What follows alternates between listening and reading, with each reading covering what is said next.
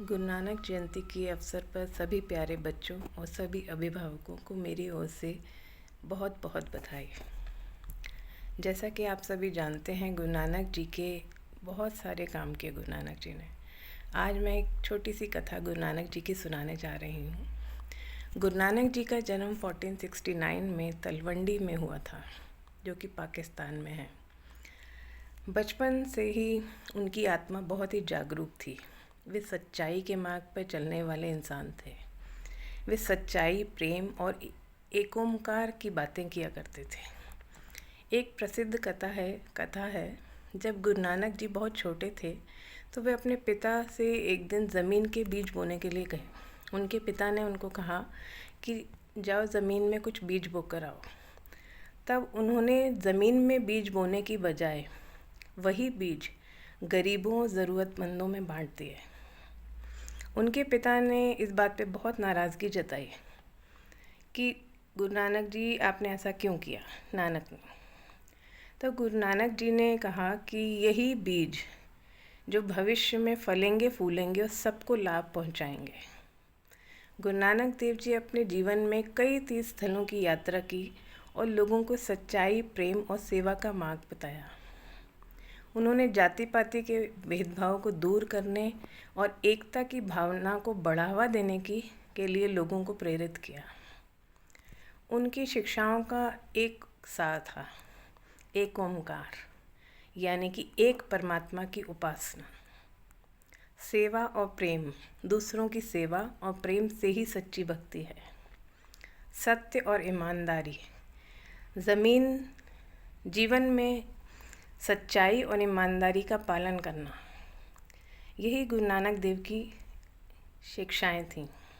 गुरु नानक देव जी की शिक्षाओं में कुछ मुख्य शब्द इस प्रकार हैं। एक ओमकार, यानी कि एक परमात्मा ही है जो सबका मालिक है। वाहेगुरु, अद्भुत परमात्मा जो अकल्पनीय है। नानक नाम चढ़दी कला, परमात्मा का नाम ही सच्ची खुशी और उन्नति का मार्ग है। सेवा और प्रेम, दूसरों की सेवा और प्रेम से ही सच्ची भक्ति मिलती है। सिमरन और सेवा, परमात्मा के नाम का सिमरन और दूसरों की सेवा करना सबसे बड़ा धर्म है। जाति पाति का विरोध, जाति और पाति के भेदभाव से ऊपर उठकर सबको एक समझना।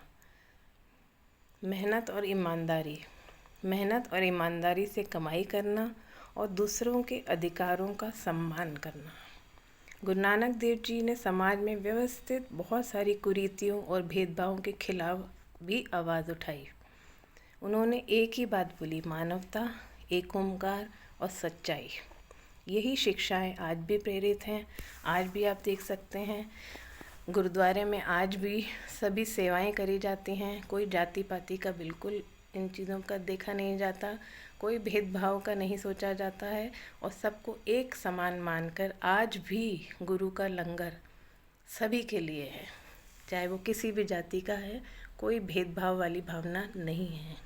तो मैं अपने प्यारे बच्चों से सिर्फ एक ही बात बोलना चाहूँगी कि आप सभी इन्हीं सभी पद चिन्हों पर चलकर हम जो भी आपके गुरु हैं, जो भी हमारे भगवान हैं, सबका एक ही उद्देश्य है।